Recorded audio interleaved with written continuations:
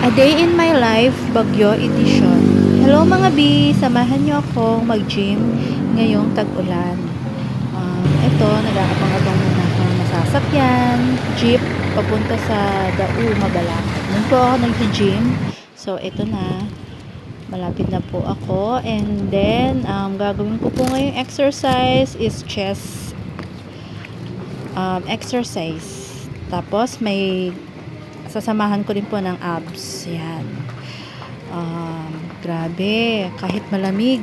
Hindi ko kaya talaga na hindi makapag-gym, makapag-exercise. Ito, at magre-ready na ako. Naku, ang hirap pala magtali ng isang kamay. Diyos ko, day. Mariosep. Okay? O, ngeni.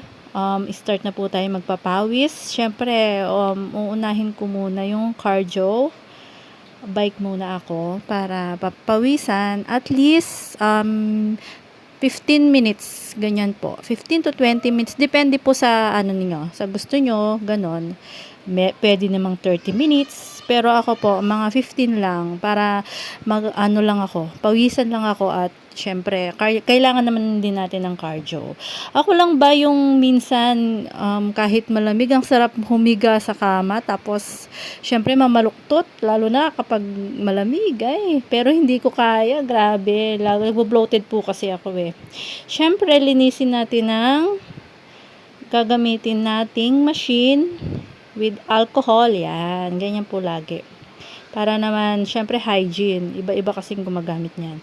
So, kayo guys, ano ang trip nyo ngayon? Kumain, pwede naman, masarap.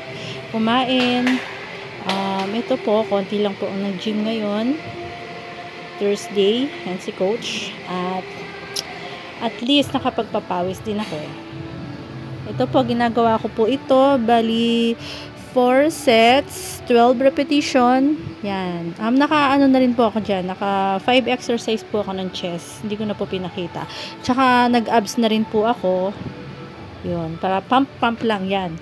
Ganon. Para at least kahit pa paano may nagawa ako ngayon. Kasi minsan hindi madalang lang talaga ako mag-gym pero kinakaya ko talaga ng 3 times a week, mga B. Ayan, pauwi na ako. 'Di ba? Fresh pa rin. Syempre maliligo ako pag uwi. Thank you guys for watching. Bye-bye.